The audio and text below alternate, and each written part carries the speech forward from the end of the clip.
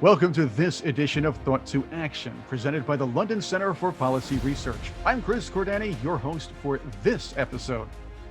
Feel free to comment, like, and share this video with your friends, colleagues, and on social media. If you like our programs and would like to see these shows before they go up on YouTube and our podcast channels, as well as enjoy exclusive videos, drawings, and to help us create more content, please consider joining our Patreon community, patreon.com/thought-to-action. Also, find out more about what the London Centre is doing, the London Centre for Policy Research, on our website, londoncenter.org. By now, many of you have heard of the Great Reset, a plan coming out of the World Economic Forum and its CEO, Klaus Schwab. A sugar-coated description of the plan is on the organization's website. It's heralded by many on the left and criticized by many on the right. Today, leaders from the London Centre are here with me for a special Thought to Action Roundtable delving into what the Great Reset really is, the consequences, and what it will take for its advocates to implement it. With me are London Centre President, Lieutenant Colonel retired Tony Shaffer, Senior Fellow Lieutenant Colonel British Army retired Tim Wilson, and Senior Fellow Bryan Griffin. Gentlemen, let's start here. The Great Reset. We hear the harmonious version of it from Klaus Schwab, and we see the PR about it on the World Economic Forum website. Let's give our viewers and listeners an overview on the Great Reset, how it came about, and why it's gaining more popularity in some circles these days.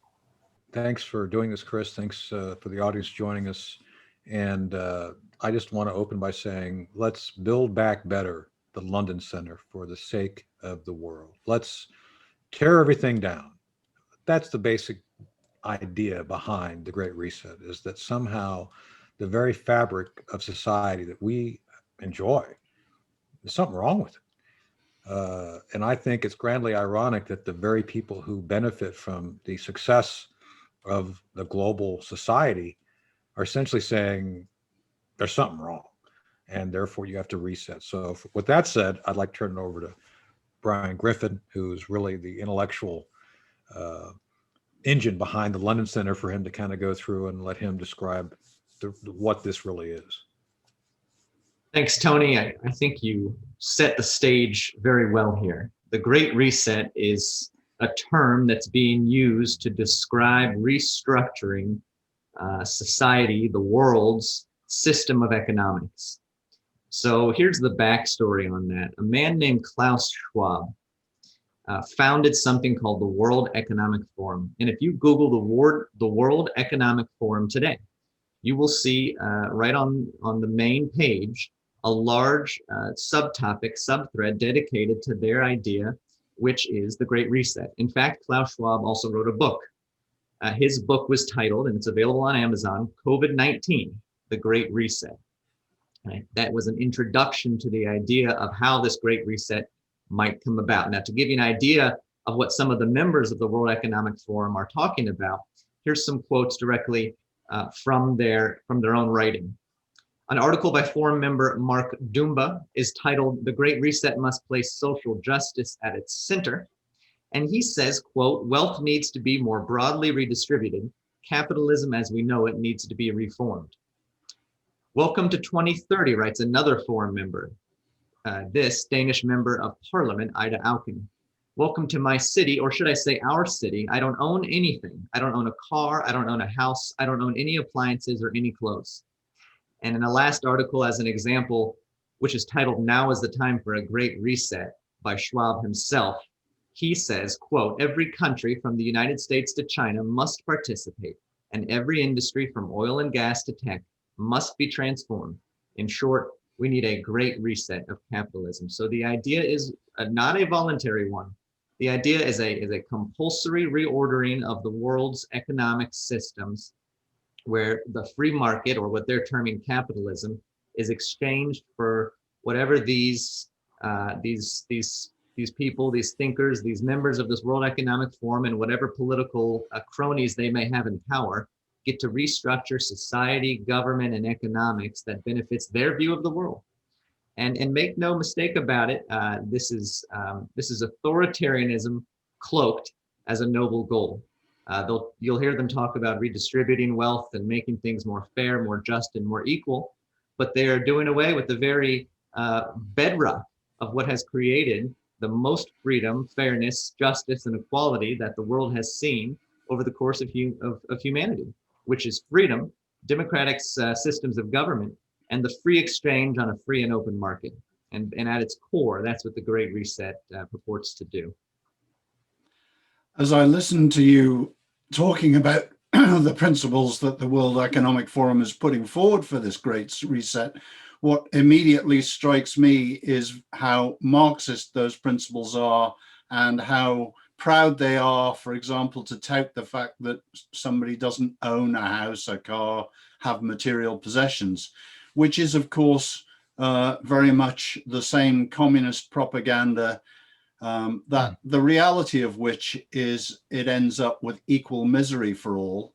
But they claim that this is the only fair way, and the term fair is a fascinating one. Right. And it's embarrassing to me that people like Prince Charles help to front this sort of movement.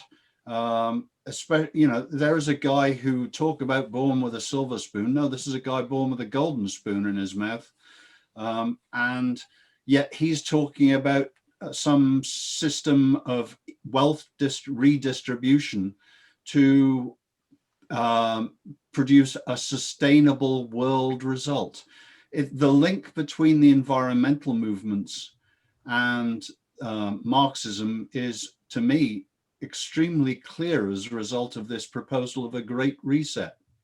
It's also interesting that the World Economic Forum, when it meets, has an invitation and guest list that is very much of the world elites.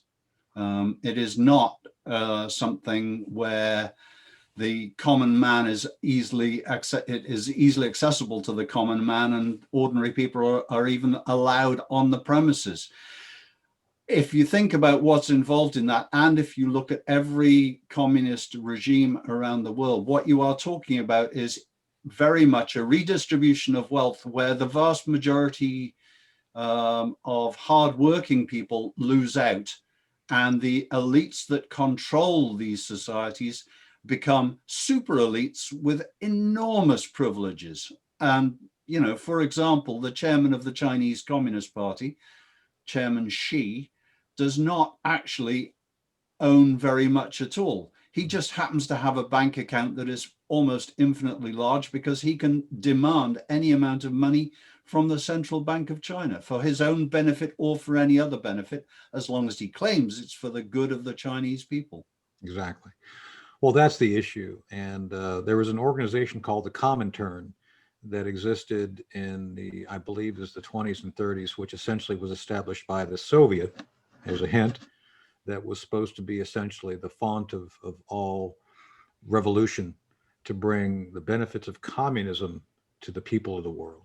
Well, this is indeed, by all description, by its own doctrine, the Comintern of the 21st century. I don't know if anybody agrees with me on that or not, but I think that's exactly what it is. Yeah. And the idea here is that instead of moving forward with essentially a militaristic view, as the Soviets were bent to do because of the way they expressed Marxism, the heavy-handed idea of armies marching has been replaced by the very subdued but very effective use of technology, of big tech, as the vector of delivery. And the delivery is very smooth. It's very sophisticated. It's almost a siren song because it promises to deliver answers to all the ills of the world and to bring benefit to all people. It's a lie. And I think we have to recognize the danger of this lie. And I think we as we've already pointed out, this is, I believe, we'll be doing, this will be first of a series of the Great Reset regarding concepts. And I think that there's several broad categories that we'll break down and explore in more detail. First is, has already been said by my colleagues, is the environmental movement. The environmental movement, for those who pay attention to the London Center, I actually have a degree in environmental studies. And I can tell you, as someone who has credentials in this area, it's a fraud. Many of the concepts which were developed in the 1970s, which said we were going into a global cooling that would result in glaciers, are the same crowd now who shout about climate warming that's going to result in the diminution of our ability as a society to move forward. It's all junk science. Many predicted something called peak oil, that we would all be out of oil by the early 2000s and we would be unable to sustain our society. It was completely wrong. It was alarmist for no reason other than trying to find a way to justify government control of resources. That's what this is all about. And I think the idea is also said by Bryan, is that so much of the concept is you don't own anything. Nothing you need has to be owned. The state will provide everything. You don't have to worry. It's all on them, not you. And I think this is the second factor, is the economic deception that's going on that we have to explore. The idea that the state, the party, has any authority to do what it thinks is best for the people based on it's the party.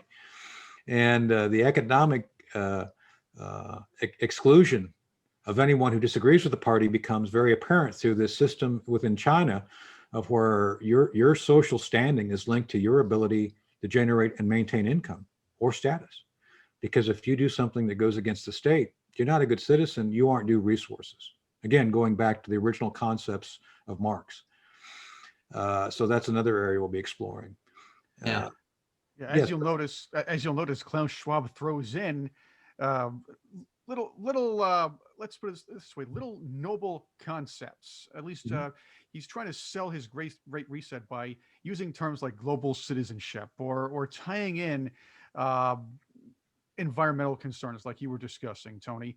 When this became a subject of debate, members of the media, the news media in the US and other information gatekeepers were quick to call it a conspiracy theory. Even though Schwab was making speeches, has done interviews, it's all on YouTube, it's all over the place, it's all public. He's held forums focusing about the plan. Yeah, well, here's the thing. The Great Reset is not being orchestrated by a shadowy cabal of people, even at the World Economic Forum. The problem with the Great Reset is that it's an idea that's being promoted using some grains of truth, but sold as something that it's not. Essentially, the Great Reset argues that if the people have less control over their own economic outcomes in life, and if fewer people are part of the decision-making process of the spending priorities of the world's governments, then the world's biggest problems are solved. Right. That's what the Great Reset really is. It's not something that seeks to tackle what they claim. Income inequality, environmentalism, the fallout from COVID, etc. I think those are all convenient talking points to introduce the idea of a Great Reset, which has much different goals. And here's the thing, Tony talks about the environmental movement. Tony, I think an important distinction to be made here is you're talking about the political environmental movement. We're not talking about science. I'm glad you brought that up. No, that there are clear and concise areas of concern we must all, as citizens, be concerned about. Right. The whole artificial island of plastic in the Pacific. We have bays being choked, wildlife being killed by this. But when was the last time the left ever talked about any of this? Because big corporations don't want to talk about the pollution being created by their push for consumerism. They don't want to talk about that. That's right. So it's important to separate these political movements from the actual science and fact and economics-based movements. The same thing with those who care about people increasing their their wealth and their standard of living. The same thing that goes to people who actually care about helping people experiencing the impact of COVID. It's not the Great Resetters. The Great Resetters are opportunists that are using this as an advantage to push their political agenda. There is more that can be done in all of the areas that the Great Resetters are claiming to capitalize on, claiming to own. There's more to be done for the standard of living of people. There's more to be done for the environment. There's more to be done in response to COVID in the free market and in our current system of democratic representation and through liberty than there could ever be done through a top-down restructuring of the world's economies and through the elimination of capitalism. It's just, we know from human history, we know from the last 100 years that the great equalizer is the free market. Right. That the worst environmental entities with the worst track record are big government, China, and other big government entities. And that COVID is best, things like COVID crises are best responded to through the innovation that is offered uniquely through the free market. That's the way to tackle these issues, and the Great Resetters want you to believe otherwise, and that's the danger of it. And to that point, Bryan, very quickly, I know we have to wrap up here in a bit, but the two examples I like looking at regarding COVID responses, Florida versus New York. One was a very top-down, very heavy-handed, you will do this, that, and the other, which utterly destroyed the economy of New York and New York City. It has been devastating. And in Florida, you had a governor that went the other way. It's like, no, let's try to keep things unrestricted, let people make their own choices, let businesses actually do things. And that state is doing amazingly well. So I think the policy outcome is obvious due to the observables. It's there. You can just look at it. And to deny the facts, I think would make one a conspiracy theorist. And because the left always talks about conspiracies, yet it's interesting. It seems to me that they're the ones who actually participate and use these things to the greatest extent. And let me say something here that may get us in trouble. I think is absolutely true. One of the concepts has been put forth on both continents between us and Europe is the build back better. What does that mean? Since when did we have our society fail? What has to be built back? There's always room for improvement. There's always room for innovation. But the left tends not to innovate. They tend to amalgamate and restrict. So I'm not quite sure what the Biden campaign and the Biden folks are thinking when they talk about this idea of building back. And this, if you look at that rhetoric, it goes back directly to this larger construct of the Great Reset. The idea is to reset based on what they believe as politicians and government to dictate what it should be rather than allow innovation to take its own course. I don't know if you all agree with that, but I think that's a key feature. It is interesting that the use of the sky is falling over and over has expanded from local politics very much into this whole globalist movement. And, the inequalities, the poverty in some regions and what have you, they have seized on those to try and spread their message. And the sky is not actually falling. You're quite right, Tony. Build America, build back better. Hang on. America is not a country that's in dire economic straits, even after COVID-19. And we've actually, to my mind, just seen a great example with the release of the vaccines in record time of the free markets working so well and central government control doing so badly. Yeah. Well, one of the areas of the economic sector I enjoy monitoring is the rail networks within the United States. Early in last year, the rail companies took a hit just like everybody else because of diminished capacity based on the lack of market activity. If you don't have trains running goods if there's no goods, if nobody's buying goods. But they've roared back after 3 record bad quarters. They have now had 3 record good quarters of massive and continued need for rail transportation. That's not a country that is in decline does not have a massive increase of the need for rail. That speaks of an economy that's ready to jump back and grow very vigorously. Building back is not the answer. Allowing the economy to flourish in the direction it is already moving, that clearly is the answer. But it's the Great Reset. It's time that we stop everything and we allow the politicians to tell us what's best for us, because obviously they know better than us how we should live our lives. Yeah, I think the takeaway here is whatever it's termed as, a Great Reset or building back better or whatever, always be wary of attempts to consolidate power. Always be wary of attempts to consolidate power. It's always worth speaking out against. It's always worth identifying the true motives of ideas like this. And I'll just say this, there's been, I think, one very successful Great Reset that is in stark contrast to what's being proposed by this new Great Reset. And that Great Reset was the Great Reset that America promulgated on the world stage when they decided to make people freer and give people more control over their lives and over the exchanges they make when America was founded and constitutionalized. That was a Great Reset that worked because it was founded in freedom. It was founded in bringing more people into the decision-making process and giving people more control over their lives. That's truly something that should be applauded. And that's, I think, is what is at stake here with this new concept of the Great Reset. This new concept is a reset that is in no way great and is in every way a consolidation of power. So that's one of the things I think our audience will notice as we move forward in 2021 is the central benefit of innovation. And I would argue that innovation is created by what Bryan just outlined relating to individual freedoms. And one of the key factors, and I see this term misused constantly, American exceptionalism is not about Americans being better than anyone else. It's about the fact that Americans benefit from more personal freedoms than virtually anywhere else on the planet.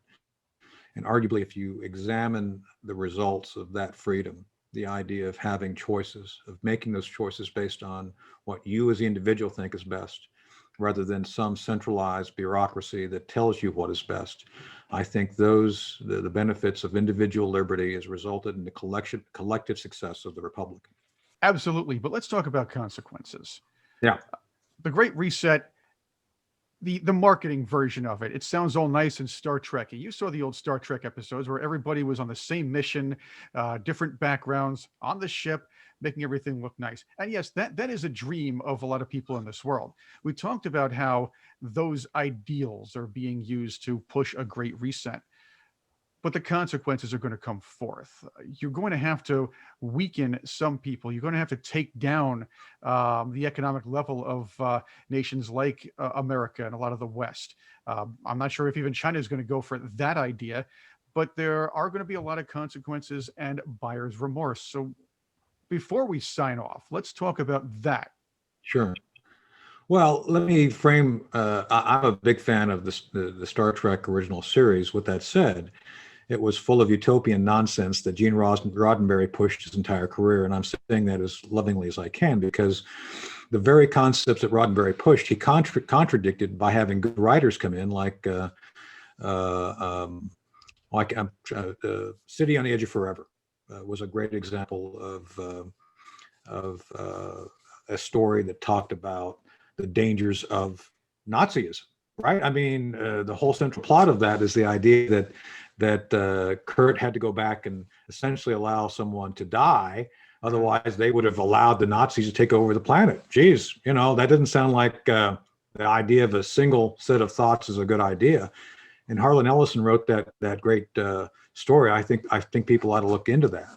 And the other big contradiction, I'm not sure if D.C. Fontana wrote it, but she wrote a lot of great episodes, was the Return of the Archons, where Kirk and company have to go on a planet where a society has become completely unified in thinking a certain way. A computer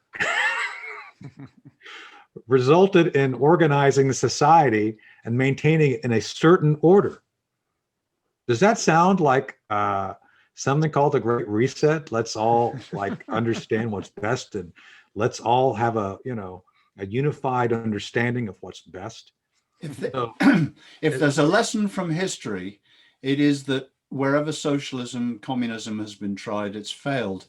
And it's worth thinking about what's involved in the Great Reset from the aspect of very simple, well-known summaries of what's involved. Socialism, as Margaret Thatcher said, is great until it runs out of other people's money.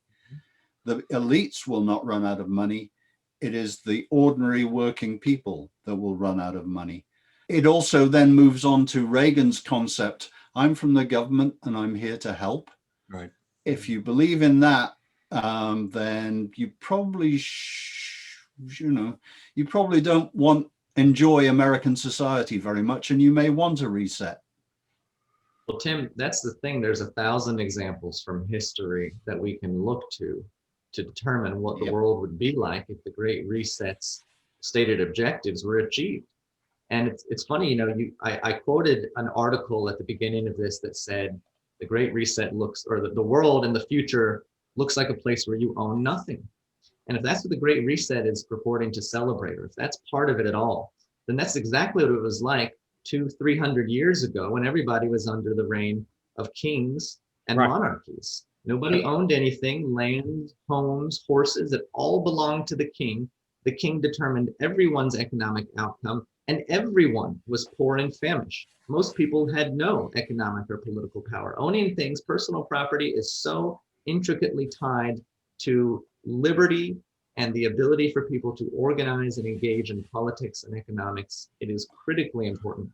And if one of the main opponents, if one of the main objectives of the Great Reset, as stated, is to do away with things like personal property or a free market, then their opponent is also freedom and equality. No, I think the feudal mercantilism is the goal. The idea is to return us to these large, centrally run, often focused on urban centers, areas where you all become serfs. You serve the master because the master knows better than you, and that is essentially is the cornerstone of what they want. Is this controlled society that will protect you, will take care of you, will tell you what's best, because you simply cannot be trusted to understand how you don't understand what's best for you.